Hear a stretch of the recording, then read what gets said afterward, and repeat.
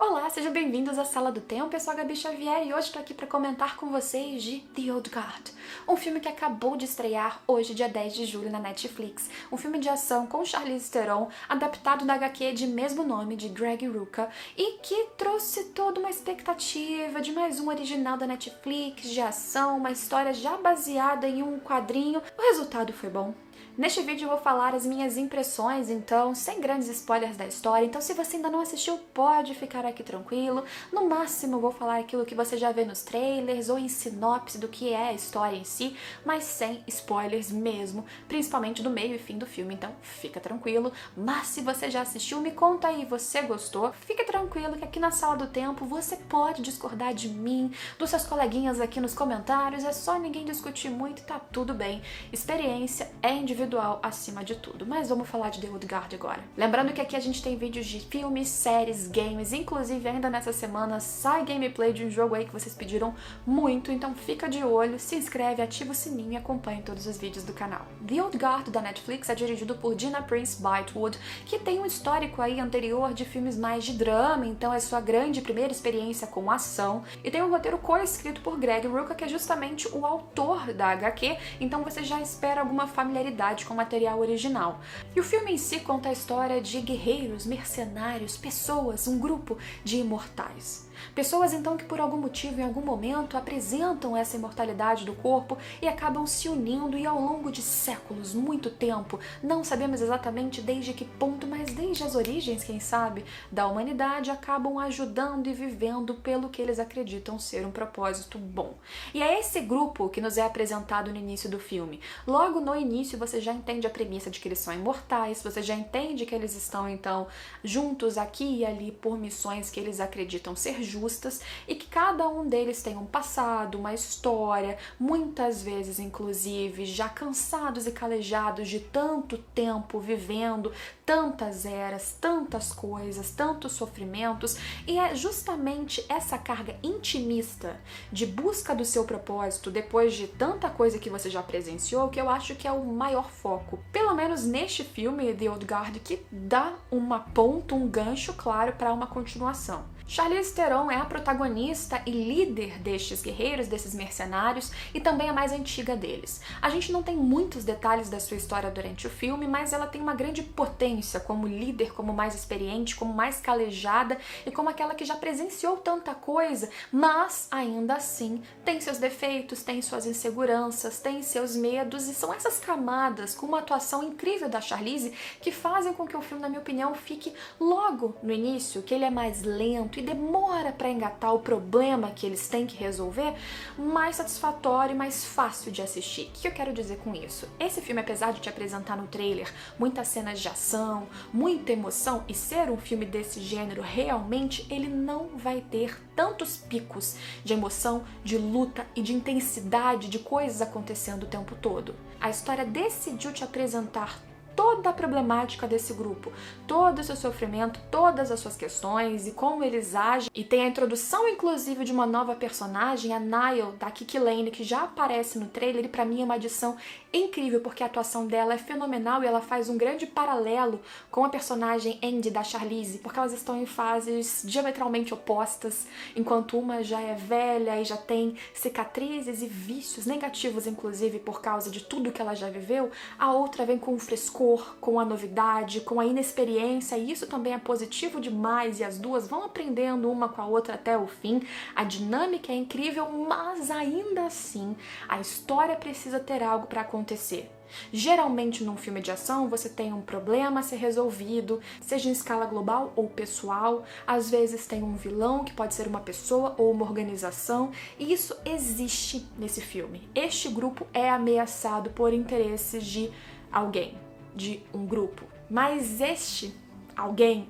grupo, esta coisa que está na posição de antagonismo aos principais da história, os imortais, os que seriam então aqueles que a gente torce, né, naturalmente, apesar disso, esse contraponto, esse antagonismo, esses vilões não têm grande força, sequer representam uma grande ameaça. Existe uma tensão, existe um suspense, existe uma sensação de perigo, sim, mas isso não é tão forte. Eu acredito que por ter optado por um roteiro que trabalha mais o interior dos personagens, especialmente da Andy, porque o grupo tem aqui e ali poucos flashbacks sobre os seus passados, mesmo ela, você acaba perdendo um pouco da dose ou do balanço do quanto esse filme é de ação mesmo e do quanto esse filme é intimista. Você fica num caminho entre cá e lá que pode afastar muitos espectadores. Entenda que se você estiver esperando um filme com explosões, ação, tiro aqui e ali, isso vai existir, mas basicamente grande parte dessas cenas já estão no trailer e elas são rápidas e pontuais. Isso se você considerar que elas estão diluídas em quase 2 horas.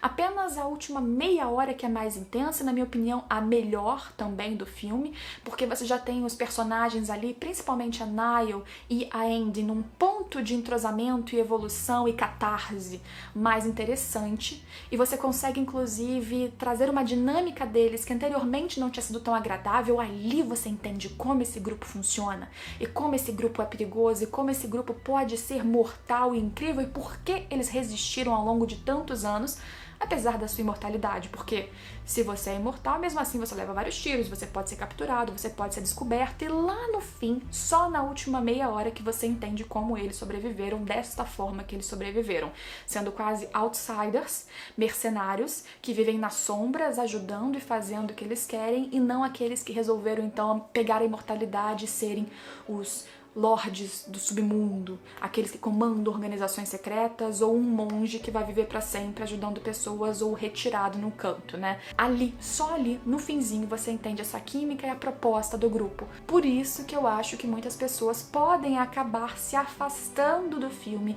e não continuando, dependendo do seu grau de imersão. Isso porque, como é um filme da Netflix, você tem muitas coisas te distraindo, isso é normal, no meio em que a gente assiste agora quase tudo, principalmente em quarentena, né, em VOD, ou seja, na TV, ou no computador, ou às vezes no celular, e não é um filme que te prende naturalmente, você precisa estar disposto a mergulhar nele. Apesar de boas atuações, principalmente da Kiki Layne e da Charlize, na minha opinião, que são as que têm maior destaque com certeza na história, e se você conseguir chegar nesse fim, eu acho que aí você pode ter um potinho de ouro, uma coisa que te empolgue, até porque tem um gancho que na minha opinião também foi bem interessante e me deixou empolgadinha assim de leve pra ver uma continuação, que até então eu não tava esperando, mas aí veio o gancho e falei, ok,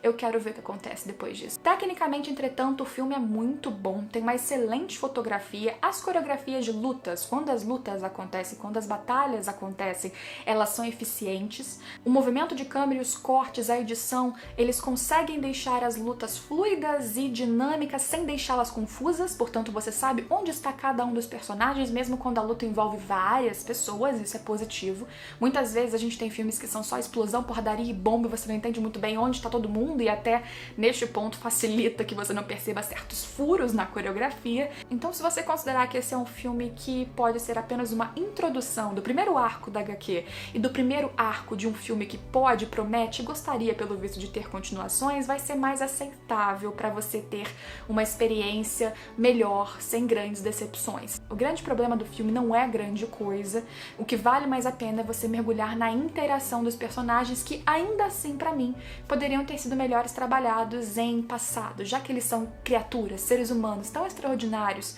por causa de alguma coisa que não sabemos o que. Eu gostaria de ver um pouquinho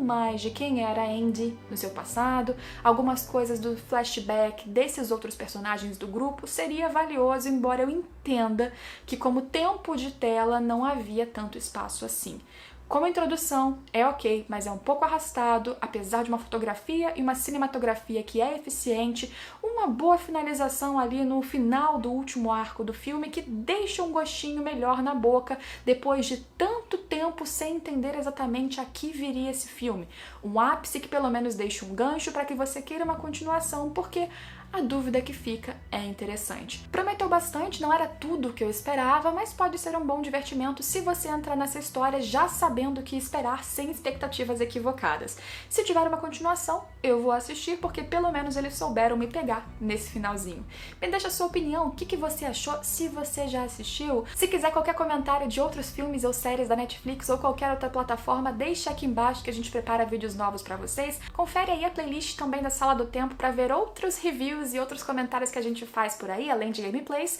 Se inscreve se não for inscrito e a gente se vê, espero eu, em todos os próximos vídeos. Tchau, tchau!